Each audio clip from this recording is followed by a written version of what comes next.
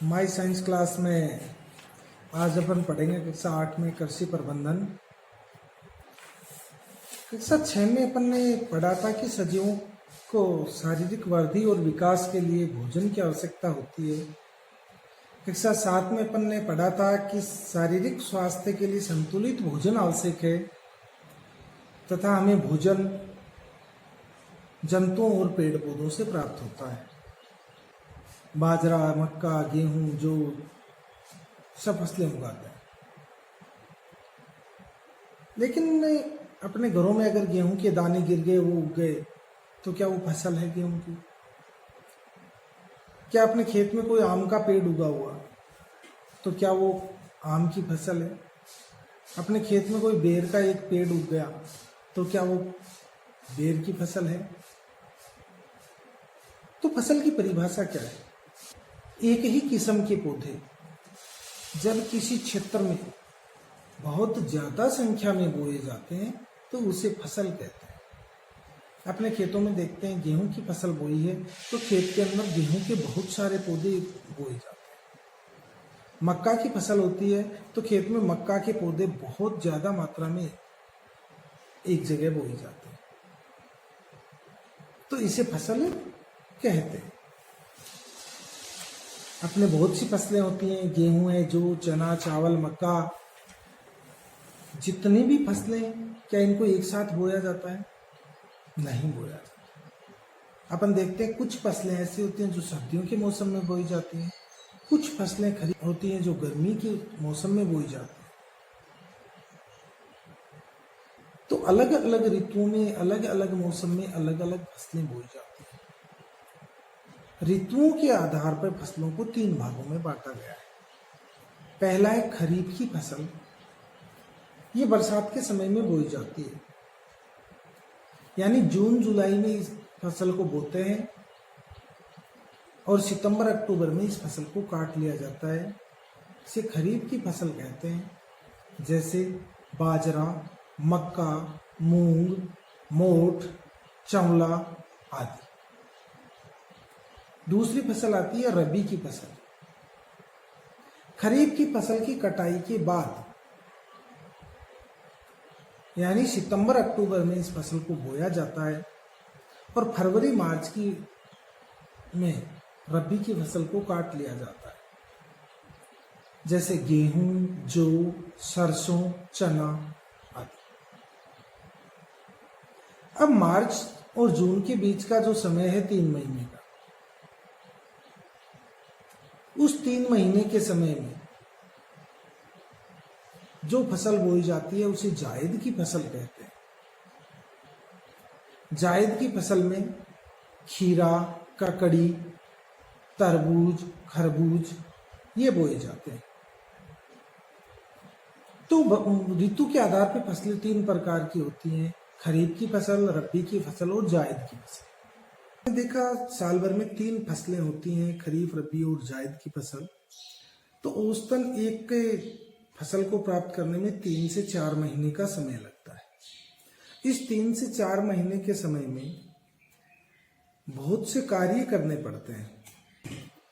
बुआई से पूर्व मिट्टी को तैयार करने से लेकर अनाज को मंडी में ले जाने या घर में भंडारण करने तक की संपूर्ण प्रक्रिया को कृषि पद्धति कहते हैं। कृषि पद्धति के कुछ चरण होते हैं जो समय समय पर किए जाते हैं। कृषि पद्धति के 7 चरण होते हैं। ये चरण है: पहला मिट्टी को तैयार करना, दूसरा बुआई करना, तीसरा खाद या उर्वरक देना, चौथा सिंचाई करना, 5वां चरण फसल की सुरक्षा करना, छठा चरण फसल को काटना और 7वां चरण अनाज का भंडारण करना। पहला चरण आता है मिट्टी को तैयार करना। किसान खेत में बुआई करने से पूर्व खेत को बुआई के लिए या अनाज पैदा करने के लिए तैयार करता है। इसे मिट्टी को तैयार करना बोलते हैं। मिट्टी को तैयार करने के लिए मिट्टी को कुदाली या हल चलाकर खोखला और पोला किया जाता है। मिट्टी को पोला करने के कई फायदे हैं, जैसे बीज ऊपरी परत से थोड़ा नीचे चला जाता है जिससे अंकुरण आसानी से होता है। नए पौधे की जड़ें आसानी से गहराई तक जा सकती हैं। नए पौधे की जड़ें श्वसन आसानी से कर सकती हैं और मिट्टी में रहने वाले जो लाभदायक जीव हैं जैसे केंचुआ आदि, उनकी वृद्धि अधिक होती है। इसके अलावा मिट्टी की ऊपरी परत तक पौधों की वृद्धि में सहायक होती है, जिसको पलटने से खाद या ह्यूमरस जो भी पदार्थ हैं वो आपस में मिल जाते हैं। तो मिट्टी को तैयार करने को जुताई कहते हैं। जुताई की परिभाषा आती है मिट्टी में हल चलाकर उलट पुलट कर पोला बनाना ही जुताई कहलाता है। कृषि के औजार हैं जुताई के लिए, वो हल, कुदाली और कल्टीवेटर होते हैं। अगला चरण आता है बुआई करना। बुआई करना एक महत्वपूर्ण चरण है। मिट्टी तैयार करने के बाद उस मिट्टी में अनाज के दानों को मिट्टी में दबा देना बुआई है। बुआई करने के लिए किसान अच्छी किस्म के बीजों का चयन करता है, जिससे फसल अधिक पैदावार वाली हो। बीजों का चयन करने के लिए बीजों को पानी की एक भरी बाल्टी में डाल दिया जाता है। जब बीजों को बाल्टी में डालेंगे तो जो अच्छे और स्वस्थ बीज होते हैं वो ज्यादा वजन के कारण पानी में नीचे बैठ जाते हैं तथा हल्के तथा अस्वस्थ बीज पानी में ऊपर तैरते रहते हैं। तो जो ऊपर तैर रहे अस्वस्थ बीज हैं उनको अलग कर दिया जाता है और स्वस्थ बीजों को खेत में बोने के लिए अलग कर दिया जाता है। स्वस्थ बीज बोने से फसल है वो अच्छी और ज्यादा पैदावार वाली होती है। इस हिसाब से बुआई कर दी जाती है, यानी बीजों को जमीन में दबाना बुआई कहलाता है। बुआई के लिए कल्टीवेटर या सीड ड्रिल मशीन का प्रयोग किया जाता है। बुआई के बाद तीसरा चरण आता है खाद एवं उर्वरक का। जमीन में पौधों की वृद्धि के लिए पोषक तत्वों की आवश्यकता होती है। ये पोषक तत्व पौधे जमीन में से प्राप्त करते हैं। जमीन में ये पोषक तत्व खाद या उर्वरक के द्वारा पहुंचाए जाते हैं। तो ऐसे पदार्थ जिनके द्वारा मिट्टी में पोषक तत्वों की आपूर्ति की जाती है उन्हें खाद या उर्वरक कहते हैं। खाद या उर्वरक, इन दोनों में कुछ अंतर होते हैं। खाद होता है वो जैविक होता है, यानी जीवों के अंशों द्वारा बनाई जाती है, जैसे गाय का, भैंस का गोबर, मलमूत्र है, या पेड़ पौधों की टहनियाँ, पत्तियाँ, इनके जो अंश है उनसे खाद तैयार की जाती है। तो खाद होती है वो जैविक और कार्बनिक पदार्थ होता है, जबकि उर्वरक रासायनिक पदार्थ होते हैं। दूसरा अंतर आता है खाद खेतों में बनाई जाती है, जबकि उर्वरक फैक्ट्रियों में बनाए जाते हैं। खाद में ह्यूमस की मात्रा अधिक होती है, जबकि उर्वरक में ह्यूमस की मात्रा नहीं होती है। उर्वरक में पादप पोषक तत्व नाइट्रोजन, फास्फोरस, पोटेशियम आदि की अधिकता होती है, क्योंकि उर्वरक का निर्माण फैक्ट्रियों में किया जाता है और उसमें आवश्यकता अनुसार रसायनों को मिला दिया जाता है, जबकि खाद में इन पोषक तत्वों की आनुपातिक मात्रा ज्यादा नहीं होती है। खाद और उर्वरक दोनों ही पौधों के लिए जरूरी है, दोनों ही पौधों की वृद्धि में सहायक है, लेकिन फिर भी जैविक खाद पौधों के लिए ज्यादा लाभदायक है। जैविक खाद के कुछ लाभ होते हैं। तो जैविक खाद के लाभ, पहला, ये खाद मिट्टी का पुनर्गठन करने में अधिक सक्षम है, क्योंकि जैविक खाद जीवों के अंशों द्वारा निर्मित होती है और ये जीवों के अंश वापस मिट्टी में मिल जाते हैं और मिट्टी का निर्माण करते हैं। दूसरा बिंदु, इस खाद में लाभदायक जीवाणुओं की वृद्धि तेजी से होती है, जैसे सूक्ष्म जीव कार्बनिक पदार्थों को अपने भोजन के रूप में ग्रहण करते हैं, जिससे केंचुओं को भोजन की मात्रा ज्यादा मिलेगी, जिससे उनकी वृद्धि अधिक होगी। कार्बनिक खाद से मिट्टी पोली बनी रहती है, जिससे जड़ों को श्वसन करने में सहायता मिलती है। और कार्बनिक या जैविक खाद में मिट्टी की जल धारण क्षमता बढ़ जाती है। इसलिए जैविक खाद उर्वरकों की बजाय अधिक लाभदायक है। उर्वरक या खाद के बाद में कृषि पद्धति का चौथा चरण आता है सिंचाई करना।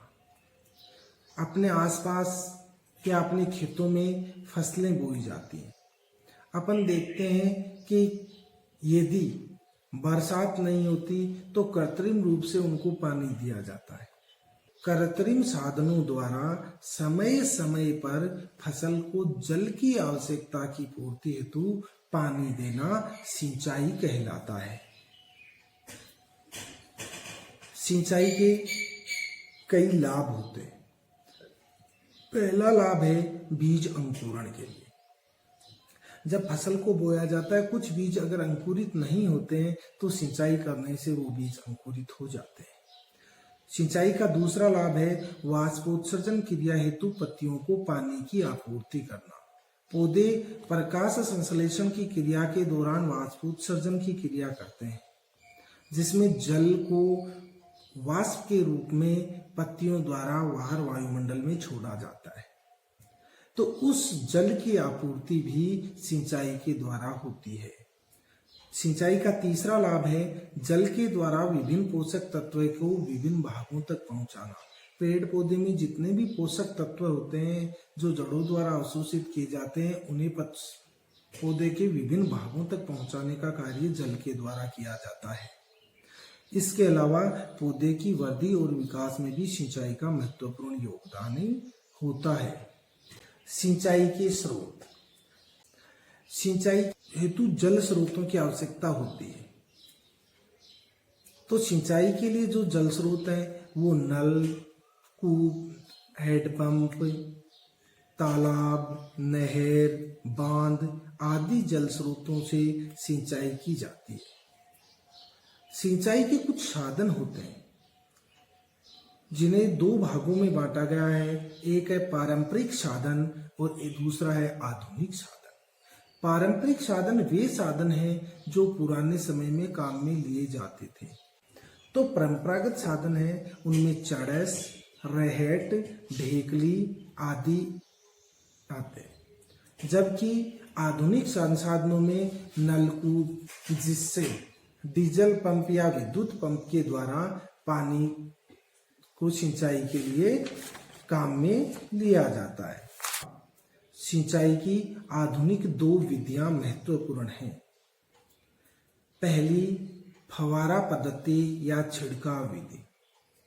इस विधि में एक ऊर्ध्वाधर पाइप के ऊपर एक नोजल लगा रहता है।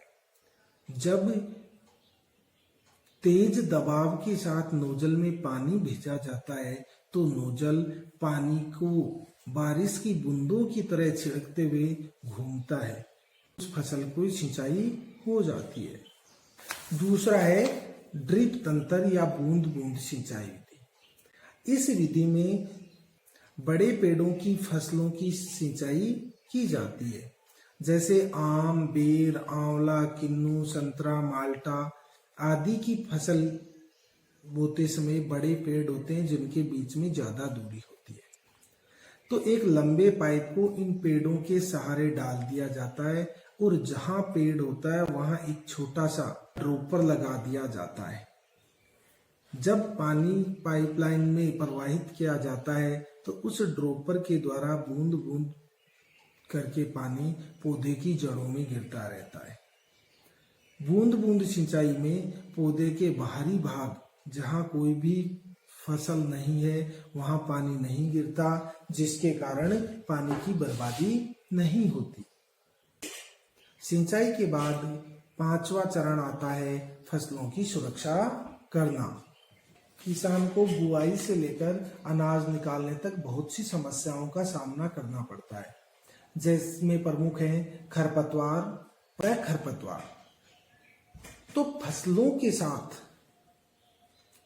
उग आए अवांछित पादप खरपतवार कहलाते हैं। खरपतवार फसल के लिए आवश्यक पोषक तत्वों को सोख लेते हैं, जिससे फसल कमजोरी हो जाती है। खरपतवार को हटाने के लिए निराई की जाती है। इसके अलावा कुछ रसायनों का भी उपयोग खरपतवार हटाने में किया जाता है, जैसे 2,4-D एक रसायन है जो चौड़े पत्ते वाली खरपतवार को हटा देता है। कृषि पद्धति का 6वां चरण आता है फसल काटना। फसल को बोने के कुछ दिनों बाद में फसल पक जाती है। पकी हुई फसल को काटना कटाई कहलाता है। कटाई के लिए सामान्यतः दरांती औजार को काम में लिया जाता है। आजकल हार्वेस्टर मशीनों के द्वारा भी कटाई की जाती है। कटाई के बाद अनाज में भूसे से दानों को अलग कर लिया जाता है। भूसे से दानों को अलग करने की प्रक्रिया को थ्रेसिंग कहते हैं। पुराने समय में अनाज को पीटकर भूसे से अलग किया जाता था, लेकिन आजकल थ्रेसर के द्वारा अनाज को भूसे से अलग किया जाता है। फसल काटने के बाद में कृषि पद्धति का 7वां चरण आता है अनाज का भंडारण। अनाज निकालने के बाद सूक्ष्म जीव, चूहे, कीड़े मकोड़े आदि से उस अनाज को सुरक्षित रखना जरूरी हो जाता है। अनाज को सुरक्षित रखने के लिए जूट की बनी हुई बोरियां को काम में लिया जाता है। अनाज निकालने के बाद में किसान अनाज को मंडियों में बेचते हैं। तो मंडियों में भी अनाज के भंडारण के लिए बड़े बड़े टैंक होते हैं, जिन्हें साइलो कहते हैं। अनाज भंडारण करते समय अनाज को नमी, कीट, चूहे और सूक्ष्म जीवों से सुरक्षित रखा जाता है।